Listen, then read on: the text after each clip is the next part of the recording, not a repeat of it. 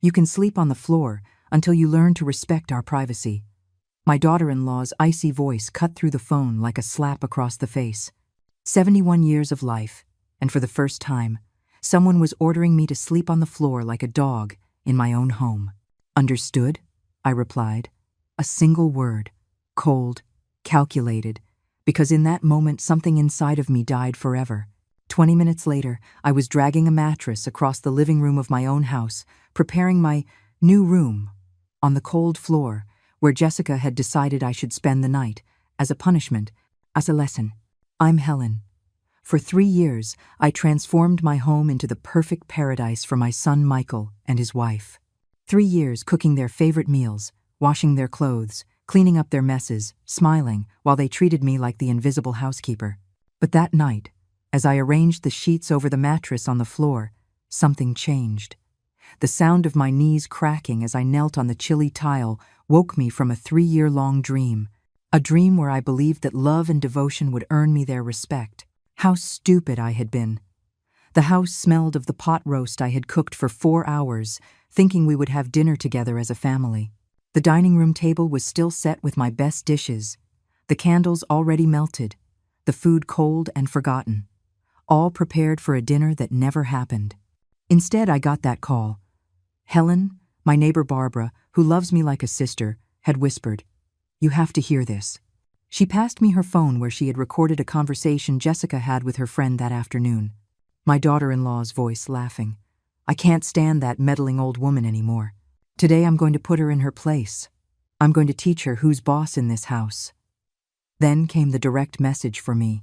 Now here I was, a 71-year-old woman, preparing my bed on the floor as if I were a punished child. My hands trembled as I spread the blanket. Not from cold, but from a rage that had been silently growing for 1,000 days. 3 years ago, when Michael asked if they could live with me, temporarily, I had emptied my primary bedroom to give to them. I had turned the small sewing room into my new bedroom, telling myself it was temporary, that soon they would have their own place. "It's just until we save up for a down payment on our own apartment, Mom," Michael had told me with that smile that had melted my heart since he was a baby. But the months turned into years, and my temporary became permanent. And I, like a fool, kept cooking, cleaning, paying the electricity bills that doubled, buying the groceries they consumed without so much as a thank you. Jessica never worked. She would get up at noon, eat the breakfast I prepared, leave her dirty dishes in the sink, and go out with her friends. She would return at night expecting dinner to be ready, her clothes to be washed, the house to be spotless. I, like a stupid fool, did it all with a smile. "Mom, it's just that Jessica is looking for a job," Michael would say whenever I hinted that perhaps she could help a little around the house. "Mom, Jessica comes from a different kind of family. She's not used to these things." "Mom, Jessica is stressed. It was always my fault for not understanding, for not being patient enough, for not being modern enough." But that night, lying on the mattress on the floor, staring at the living room ceiling I had painted with so much love when I thought it would be our family home, I finally understood the truth. I wasn't a loving mother. I was a fool. I wasn't an understanding mother-in-law. I was a free servant. I wasn't part of the family. I was the obstacle that needed to be removed. And that realization, as painful as a knife in the chest, was also my liberation. For the first time in 3 years, I slept soundly that night. I woke at 5 in the morning with an aching body and a broken soul. My bones creaked after a night on the floor. But for the first time in 3 years, my mind was completely clear. I got up silently, folded the sheets, and put the mattress away in the closet as if nothing had happened. As always, I made breakfast. Scrambled eggs for Michael, toast with jam for Jessica, freshly ground coffee that filled the kitchen with its familiar aroma. My hands moved automatically while my head processed what I had lived through the night before. "Good morning, Mom," Michael mumbled, coming down the stairs with his hair disheveled. He sat in his usual spot, picked up his fork, and began to eat without even looking at me, as if it were normal for his 71-year-old mother to have slept on the floor on his wife's orders. Jessica appeared 20 minutes later, wearing a pink silk robe that I had washed and ironed the week before. She poured herself coffee, took a piece of toast, and checked her phone while she ate. She didn't give me a single glance. "Michael, honey, my friends are coming for lunch today," she announced, without looking up from the screen. "I need your mom to make something special, to impress them." My son nodded without a second thought. "Of course, sweetheart. Mom, could you make that roast chicken they liked so much last time?" I stood by the sink, my hands wet from washing the dishes they had dirtied, and for the first time in 3 years, I didn't answer immediately. The silence stretched until it became uncomfortable. "Mom?" Michael insisted. "Of course," I finally murmured, because that was what I always did. Say yes, smile, please. But something had changed. While I chopped vegetables for the special lunch for Jessica's friends, while I seasoned the chicken with herbs I grew in my small backyard, while I set the table with my good china, a new voice whispered in my head. Why? Why did I have to cook to impress the friends of a woman who had humiliated me the night before? Why did I have to use my money to buy expensive ingredients for people who didn't even greet me when they arrived at my home? Jessica's friends arrived at noon. 3 women in their 30s, dressed in expensive clothes, carrying designer bags that cost more than my monthly Social Security check. They walked into my house as if it were a restaurant, laughing loudly, dropping their coats anywhere for me to hang up. "It smells delicious," one of them exclaimed. "Jessica, you're so lucky to have a mother-in-law who cooks like this." "Yes, she's very useful," Jessica replied with a smile that didn't reach her eyes. "Although sometimes she gets a little too involved in our business." They all laughed, as if I weren't standing right there, serving the lunch I had spent 3 hours preparing. "So when are you two moving into your own place?" another friend asked. "Oh, I don't know," Jessica sighed dramatically. "We're just so comfortable here. We don't pay rent, we don't buy food, we don't clean. It's like living in a 5-star hotel, with room service included. More laughter, more humiliation.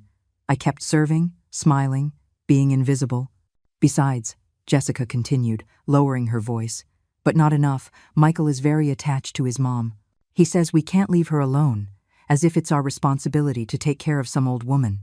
An old woman, that's what she thought of me. A burden, a nuisance, an old woman to be tolerated." I finished serving the cheesecake I had prepared that morning, the one that had taken me 2 hours to make, and retreated to the kitchen. From there I could hear their conversations, their laughter, their derogatory comments about the mother-in-law who doesn't understand boundaries. I washed the dishes in silence, put away the leftover ingredients, cleaned the kitchen until it sparkled.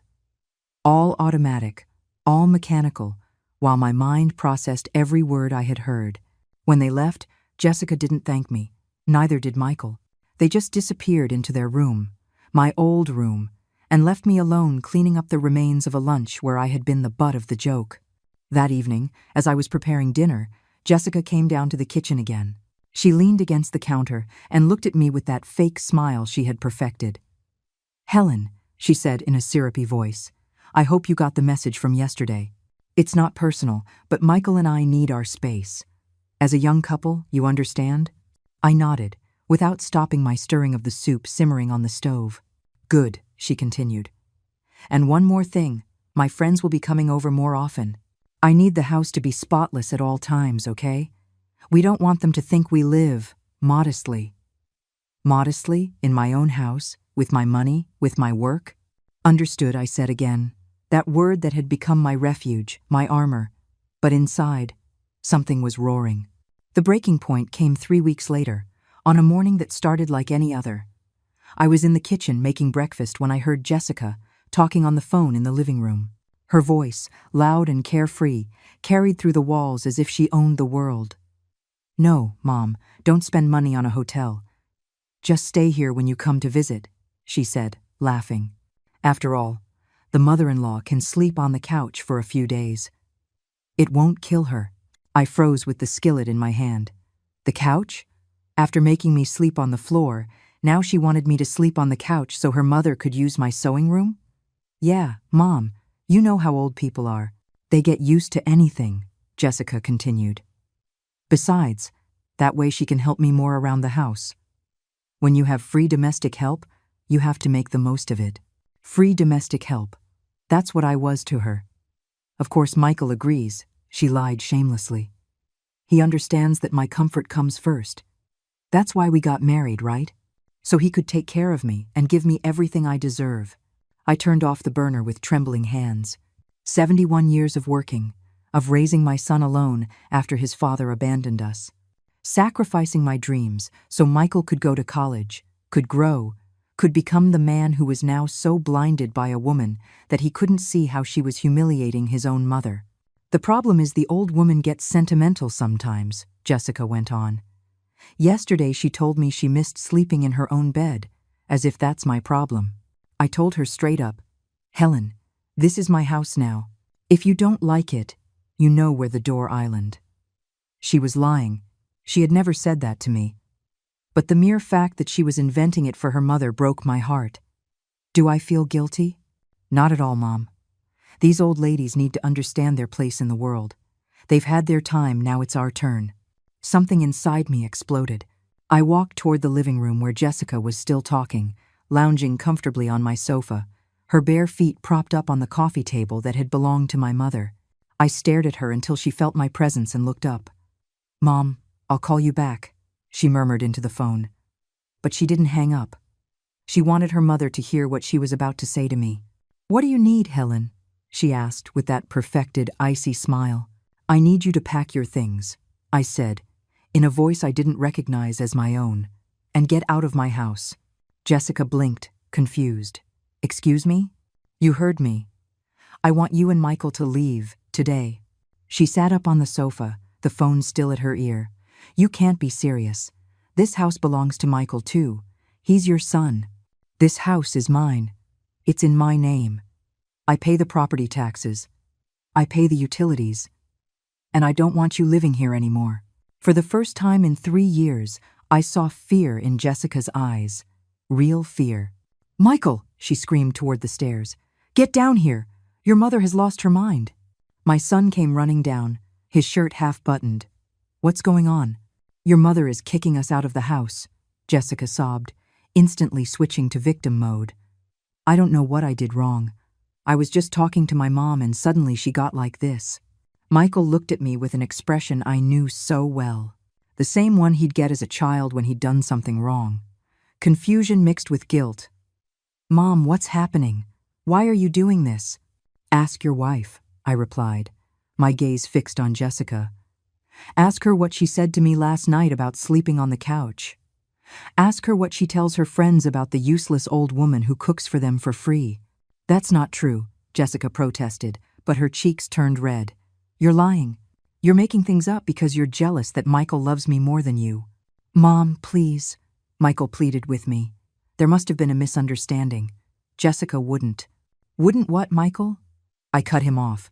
Wouldn't order me to sleep on the floor like a dog? Wouldn't call me free domestic help? Wouldn't make fun of me with her friends in my own house? Michael fell silent. In his eyes, I saw the exact moment he realized I was telling the truth. But I also saw something else. Something that broke my heart forever. I saw that he didn't care. Mom, he whispered, maybe you're exaggerating a little.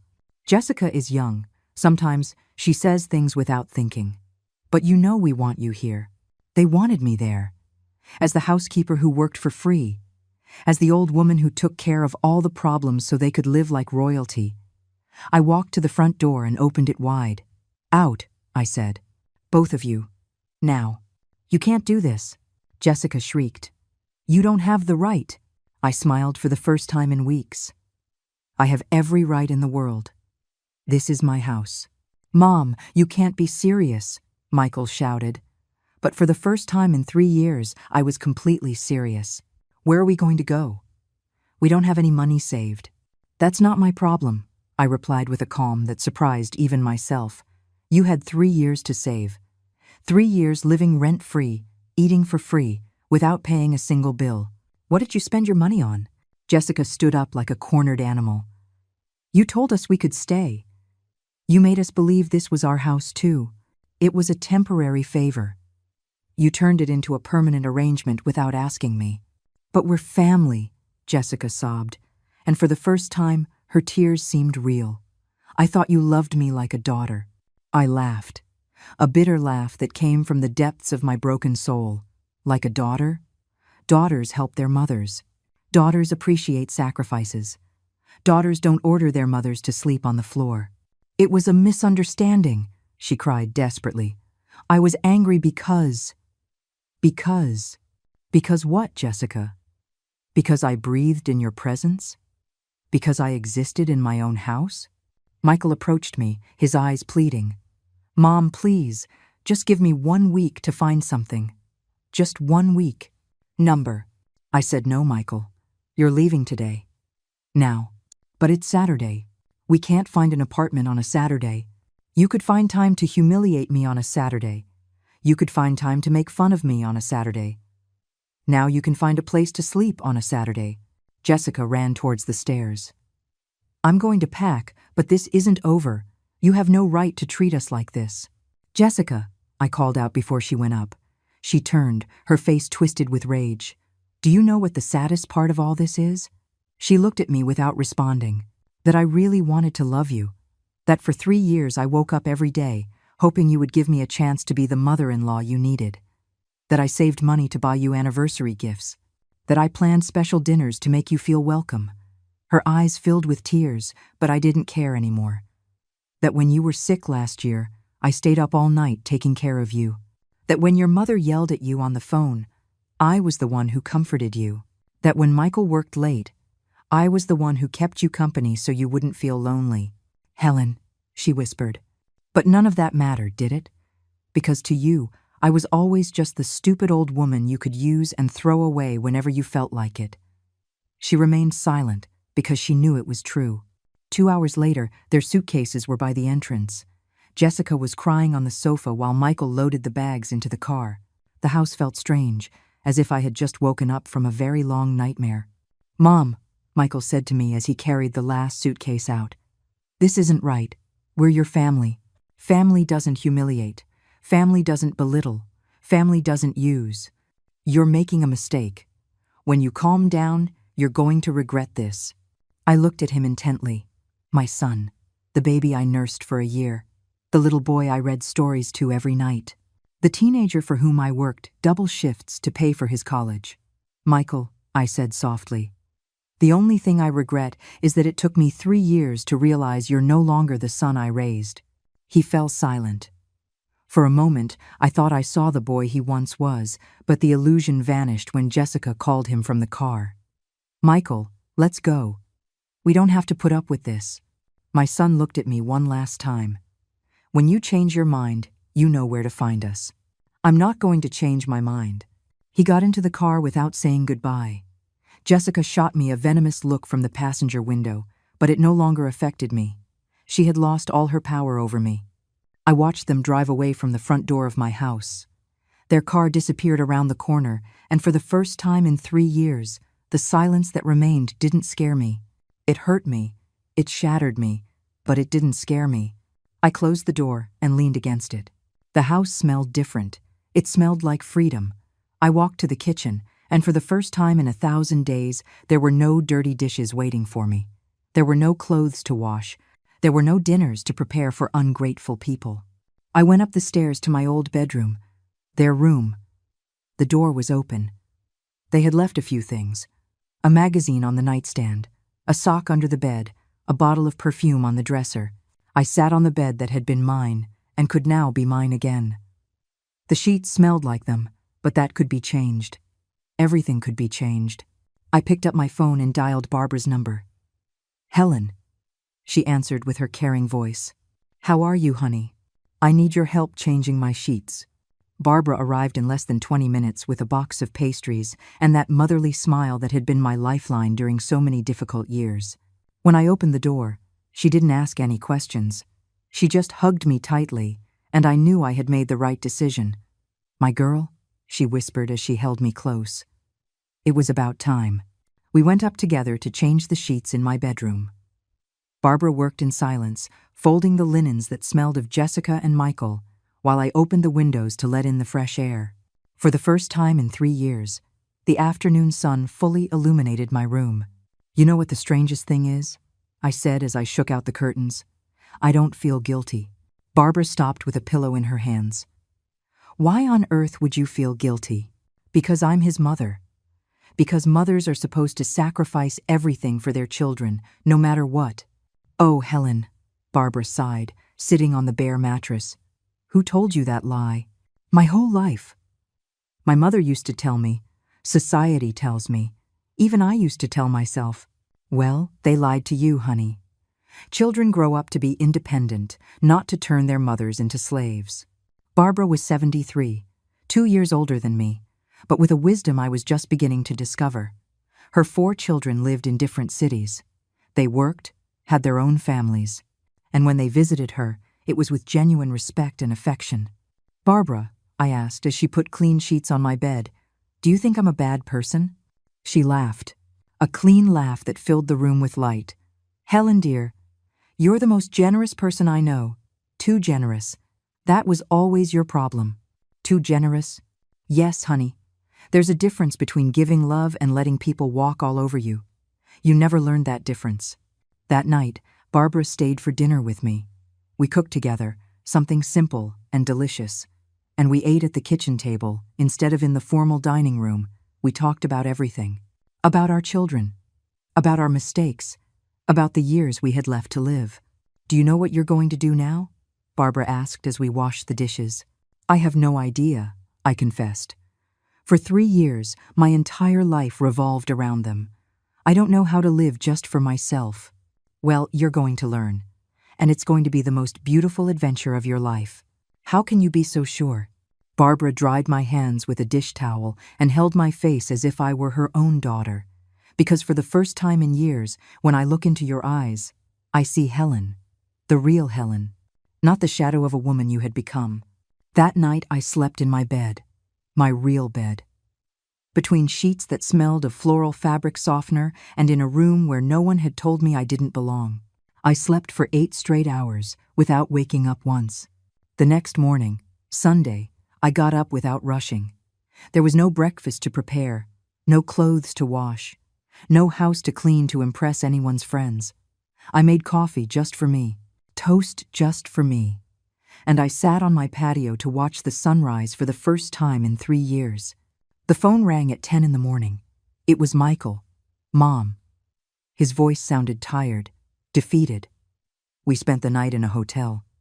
Jessica hasn't stopped crying. And, Mom, please. This is ridiculous. We're a family. You two are a family, I corrected him. I am your mother. There's a difference. I don't understand what's gotten into you. Why are you being so cruel? I laughed. Cruel, Michael. You want me to tell you what cruel is? Cruel is ordering your mother to sleep on the floor. Cruel is calling her free domestic help. Cruel is making fun of her with your friends in her own house. Silence on the other end of the line. Michael, I continued, for 3 years you lived rent-free in my house. You ate my food. You used my utilities. You slept in my bed. And never, not once, did you ask me how I was. If I was tired. If I needed help. If I was happy. Mom, we just thought you. You didn't think. That was the problem. What do you want us to do? Get on our knees and beg for forgiveness? I don't want you to do anything, Michael. You've already done enough. But you can't just cut ties like this. I'm your son. Being my son didn't give you the right to disrespect me. And being your mother didn't obligate me to put up with it. I hung up the phone and put it on silent. The rest of the Sunday was magical. I read a book I had bought months ago but never had time to open. I watered my plants without rushing. I called my sister, Margaret, who lived in another city, and we talked for 2 hours without anyone interrupting me to ask me to make something. Helen, Margaret said before we hung up, you sound different. You sound free. I feel free, I confessed, and for the first time in years I feel proud of myself. That night, as I lay in my bed, in my room, in my silent and peaceful house, I knew I had done the right thing. I had finally come home to my own life. On Monday morning, the first attacks began. Not physical, but something much worse. Emotional blackmail disguised as family concern.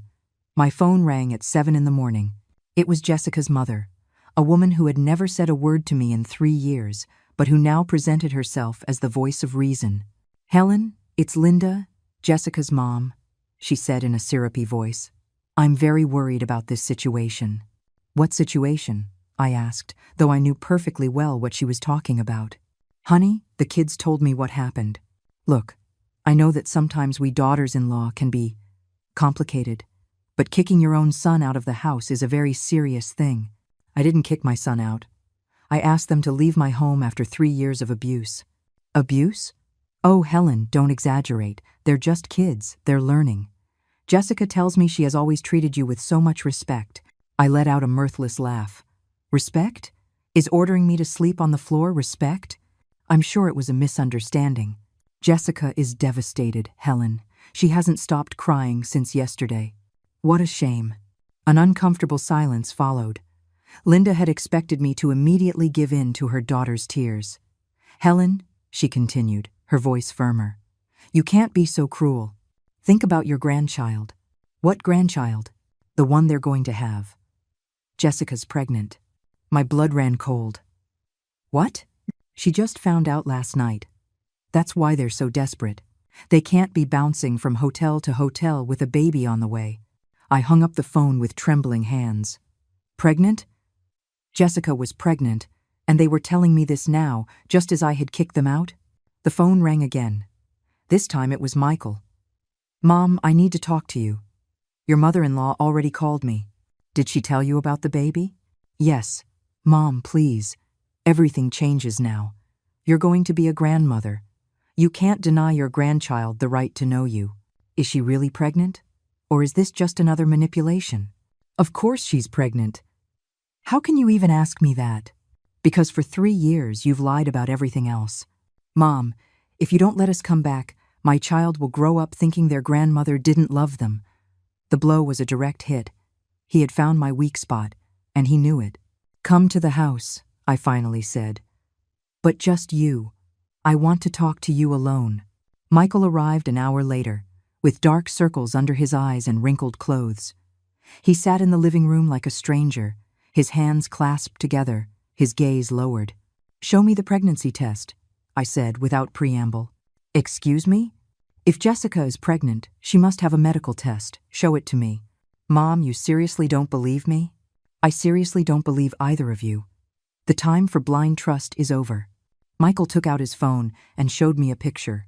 It was a home pregnancy test with 2 pink lines, but something looked off. When was this test taken? Last night? Where? At the hotel? And where did you buy the test? The pharmacies close early on Sundays. Michael got nervous. We had it saved. Saved? Yes. Why? Because we've been trying to get pregnant for months. That's a lie. What? It's a lie, Michael. If you had been trying for months, Jessica would have stopped taking birth control. And I know she's still taking it, because I was the one who picked up her prescription at the pharmacy. My son fell silent, trapped in his own lie. Besides, I continued, that photo is edited. You can see the filter they used to make the lines more intense. Mom, tell me the truth, Michael. Is she pregnant or not? He hung his head, just like when he was 10 years old, and I'd catch him getting into mischief. She's not pregnant. And whose idea was this? Yours or hers? Jessica's. But Mom, we were desperate. We have nowhere to go. You had jobs. You had salaries. You had 3 years to save. But we thought that you were so stupid you were going to gift us your house forever? Michael stood up. It's not your house. It's the family house. Dad helped pay for it too. Your father left when you were 5 years old. I paid for this house by myself, working 2 jobs while raising a boy who now lies to my face. Mom, please, 1 more week. We just need 1 week to find something. Number. Why not? Because I don't trust you. Because 1 week would turn into a month into a year, and a year into me being your housekeeper again. Number. You're not our employee, are you? Then what am I, Michael? Your guest in my own home? Your tenant who pays to live here? He had no answer. Go, I said, tired. And don't come back until you understand that being my son doesn't give you the right to disrespect me. Mom, if I leave now, I might never come back. I looked at him squarely. Maybe that's for the best for both of us. Michael left, slamming the door. But this time, the sound didn't scare me. It was the sound of a door closing for good on a chapter of my life that had lasted far too long. That afternoon, Barbara came over for coffee and found me calm. "How are you after all this?" "Free," I said. Finally free. For the next 2 weeks, the house was filled with a silence that at first terrified me, but gradually became the most beautiful symphony I had heard in years. For the first time since Michael got married, I could walk barefoot through my own house, leave a half-finished cup of tea without someone scolding me, sleep in on Sundays without anyone expecting breakfast to be ready. But Michael and Jessica hadn't given up. Their attacks came in ways I never imagined. One Tuesday morning, while I was watering my plants in the garden, a police car pulled up. 2 uniformed officers knocked on my door with serious expressions. "Ma'am, are you Helen Miller?" the younger one asked. "Yes, that's me. We received a report of a vulnerable person being neglected. Your son, Michael Miller, reported that you are living alone, have memory problems, and may be a danger to yourself. May have dropped." "I'm sorry?" He also mentioned that you kicked them out of the house during an episode of mental confusion and that they are concerned for your well-being. The fury I felt in that moment was unlike anything I had ever experienced before. It wasn't the blind rage from when they humiliated me. It was a cold, calculated indignation. "Officers," I said, in the calmest voice I could muster, "can I offer you a cup of coffee while I explain the real situation?" I invited them in. I served them coffee in my best china. I showed them my perfectly cared-for plants. I showed them my spotless house. I let them check my medications, which were organized by day and time. "Does it seem to you that a person with memory problems could keep all this in order?" I asked. The older officer smiled. "Ma'am, it's clear you're perfectly fine. This happens more often than you'd think, children using the authorities to pressure their parents. What can I do about it? We're going to report that the complaint is false, and if they do it again, they could face charges for misuse of police resources." After they left, I called Barbara. I needed to tell someone what had happened before my head exploded. "Oh, honey," Barbara sighed after hearing the whole story. "They've really hit rock bottom now. When they start using the police, it means they're out of ideas. Do you think they'll stop?" "No, they'll get worse. But you have to stand firm." Barbara was right. The next day, a social worker arrived. This time, the report was that I was depressed and at risk of suicide because I had thrown my family out during a psychotic break. The social worker, an older woman named Patricia, was easier to convince than the police.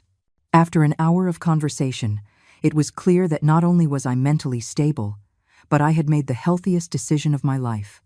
"Mrs. Miller," she said before leaving, "I've seen many cases like this. Adult children who can't accept that their parents have boundaries. Your son needs therapy, not you." But the worst was yet to come. On Friday afternoon, Barbara came running to my house with the local paper in her hands. "Helen, you need to see this." It was an article in the letters to the editor section, signed by Michael Miller, a concerned son. The headline made my blood run cold. "When Alzheimer's Tears Families Apart." In the article, Michael described a mother who had started showing signs of dementia, who had become aggressive and paranoid, and who had kicked her son and daughter-in-law out of the house in a fit of confusion. He asked for the community's understanding for families struggling with this terrible disease. "He's publicly diagnosing me with Alzheimer's," I screamed after reading the entire letter. "He's telling the whole town that I'm crazy." Barbara hugged me as I trembled with outrage. "Honey, this is defamation. You can sue him." That same afternoon, I called Stephen Miller, a lawyer I had known years ago when I worked as a secretary at a law firm. Stephen now had his own practice and an impeccable reputation. "Helen," he said after listening to the whole story, "you have a solid case for defamation, but you also have something else." "What's that?" "Harassment. The false calls to the police, the social worker, now this letter in the paper. It's a clear pattern of harassment. What can I do? We can file for a restraining order, and we can sue for both defamation and emotional distress." "How much will it cost?" Stephen smiled. "For you, nothing. Consider it a favor for old time's sake. Besides, when we win, they'll be paying all the legal fees." That night, for the first time in weeks, I slept peacefully, I was no longer alone in this battle. I had allies, I had rights, and I had the tools to defend myself. Michael had made a fatal mistake. By taking our family dispute into the legal arena, he had opened a door he could no longer close. On Saturday morning, as I ate breakfast on my patio and read the news on my phone, I smiled for the first time in days. In the local news section, there was a small article about a defamation lawsuit that had been filed the day before. It didn't mention names, but I knew it was referring to my case. The war had officially begun, but this time, I had the better weapons. The court summons arrived at Michael and Jessica's place on a Tuesday morning. Stephen had told me they would receive 3 documents: the defamation lawsuit, the request for a restraining order, and a notice that they had 72 hours to publicly retract the false statements about my mental health. I didn't have to wait long to see the results. At 2 in the afternoon, my phone rang. It was Michael, but his voice sounded completely different. It was no longer the arrogant tone of the past few weeks. It was pure panic. "Mom, what is this? Are you suing us?" "Yes," I replied with a calm that surprised me. "But we're family. You can't take us to court. You took me there first when you called the police with false reports. That was different. We were worried." "Worried? Or getting revenge because you can't use my house for free anymore?" Silence on the other end. "Michael," I continued, "you had the chance to resolve this like civilized adults. Instead, you chose to publicly defame me and use the authorities to harass me. Mom, please, drop the lawsuit and we can talk. The lawyer says we could go to jail. You should have thought about that before you lied about me in the newspaper. It was just one letter.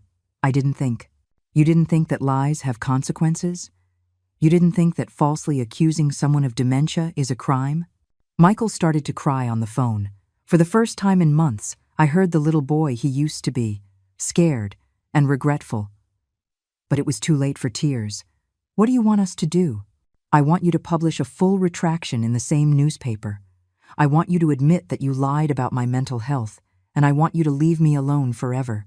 And if we do that, will you drop the lawsuit?" "Why not?" "Because the damage is already done, Michael. Half the town thinks I have Alzheimer's because of you. My neighbors look at me differently. The lady at the grocery store talks to me like I'm a mental invalid." It was true. Since the letter came out, I had noticed the changes, the pitying glances, the conversations that stopped when I walked up, the way some acquaintances would talk to me very slowly and very loudly, as if I couldn't understand them. "Mom, I swear I didn't want this to happen." "No? Then what did you want to happen when you wrote that letter?" Silence again. "You wanted people to see me as a poor, crazy old woman who had lost her mind," I continued.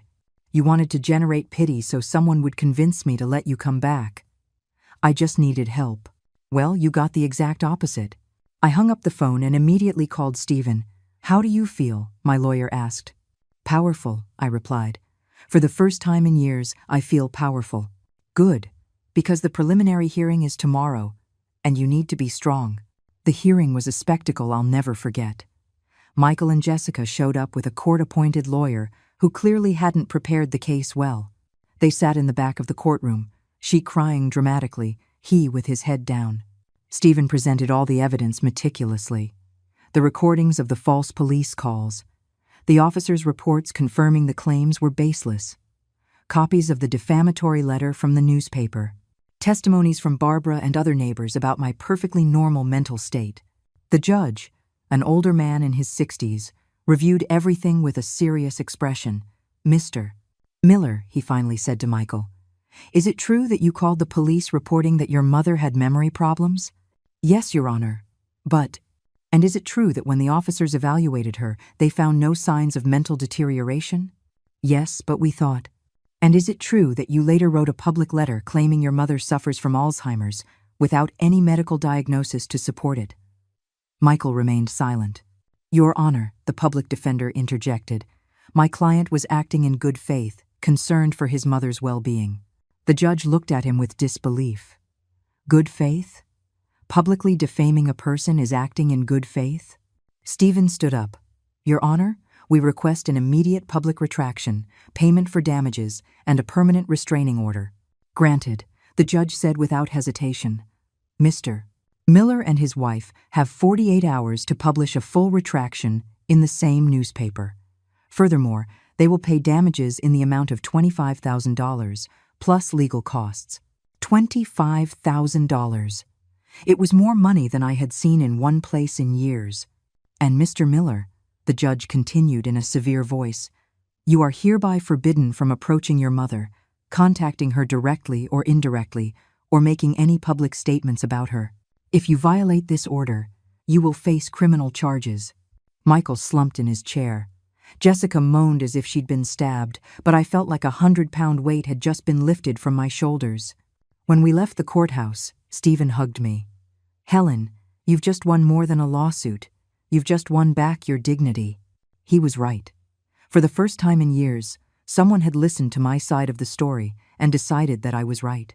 That night, I celebrated alone in my house, with a glass of wine and the certainty that I had fought the most important battle of my life. And I had won. The retraction was published in the local paper that Friday.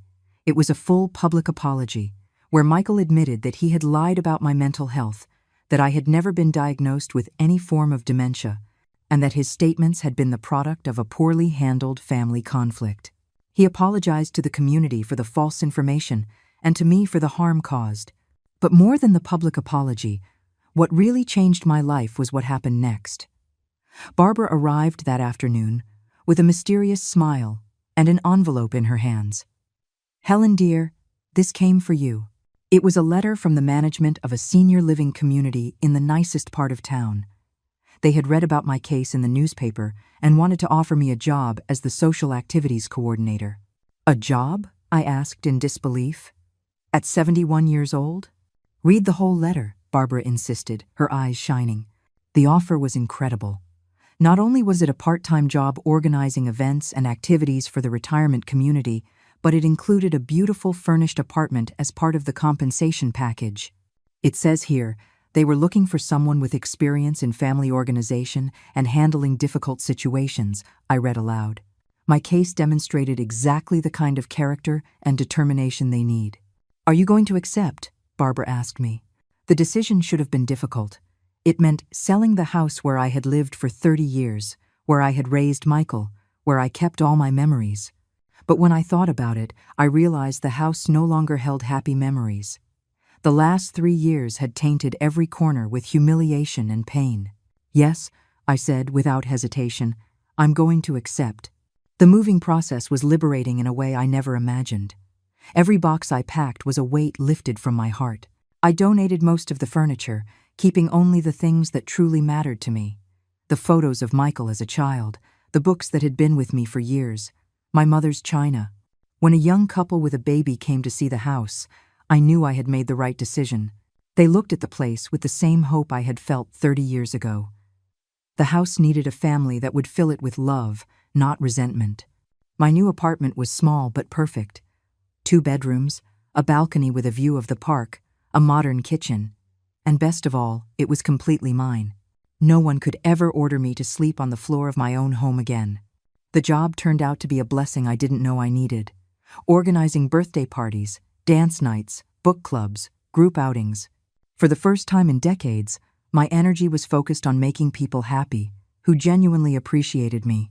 Mrs.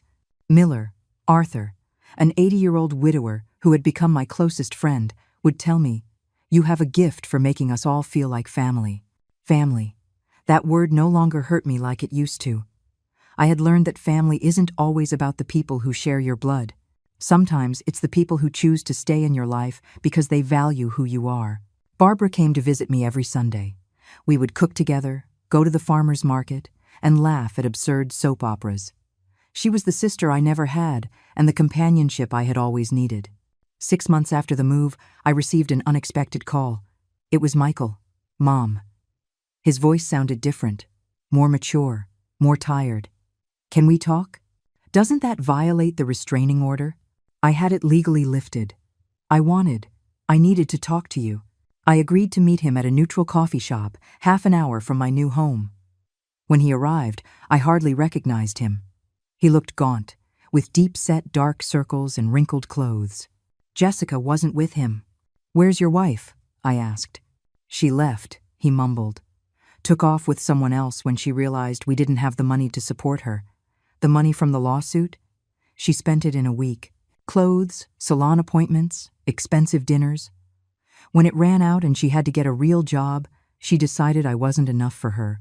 I didn't feel any satisfaction hearing this. Only a deep sadness for the wasted time. What do you want, Michael?" "I'm sorry," he whispered, his eyes filling with tears. "I want to apologize. You were right about everything. I was a horrible son. I treated you like my employee instead of my mother. And I want a chance to repair the damage. Not for you to support me or help me financially, just to get my mom back." I looked at him for a long moment. He was my son. My only son.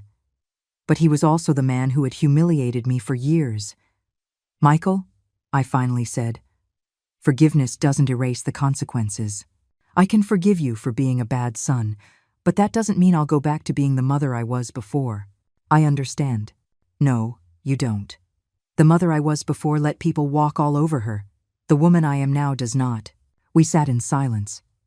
"If you want to try to rebuild a relationship with me," I continued, "it's going to be on my terms. We see each other when I want, where I want. And the first time you feel you can disrespect me, it's over forever." "I accept," he said immediately. "We're starting from scratch. You're not my baby who needs me to take care of him. I'm not your servant who exists to please you. We're two adults trying to get to know each other again." "Is there hope?" he asked, his voice breaking. I smiled for the first time in our conversation. "There's always hope, Michael. But now it's up to you to earn it." 6 months later, Michael and I have built a new relationship. It's not the classic mother-son relationship we had before. It's something better, a friendship between two adults who respect each other. He works 2 jobs to afford a small apartment. He comes to visit me once a week, and for the first time in his life, he asks me how I'm doing before he tells me about his problems. Today, sitting on my balcony watching the sunset, I know I made the right decisions. I reclaimed my dignity, my independence, and my right to be happy. At 71 years old, I finally learned the most important lesson of my life. True love never requires you to erase yourself as a person, and that lesson set me free forever.